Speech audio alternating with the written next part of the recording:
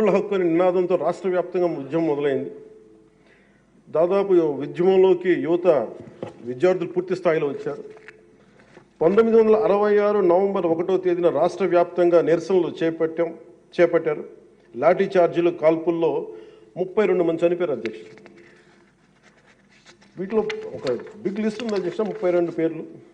ఉదాహరణ కొన్ని పేర్లు చూస్తున్నా అధ్యక్ష. టి సన్యాసిరావు, అంజూరి అప్పారావు, తంగిళ్ళ సత్యం, పోలినేని ఏసయ్య, మస్తాన్, హబీబుల్లా రెహమాన్, బాలమురళీకృష్ణ, సాంబశివరావు, పరాంకుశ్ దాస్, తెలంగాణ జగిత్యాల నుంచి సాయిరెడ్డి, కాకినాడ నుంచి బాబురావు గారు కానీ, ఇలా పీలేరు, ఆదిలాబాద్, వరంగల్, పలాస, ఉమ్మడి రాష్ట్రం నుంచి ఇంతమంది చనిపోయారు అధ్యక్ష.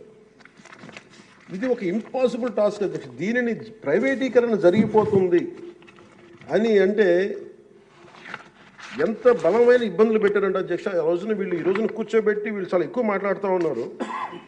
వీళ్ళు ఆ రోజున 21 జనవరి 27న విశాఖ ఉక్కు పరిశ్రమలో పెట్టుబడుల ఉపసంహరణ డిజిన్వెస్ట్మెంట్ కేంద్రం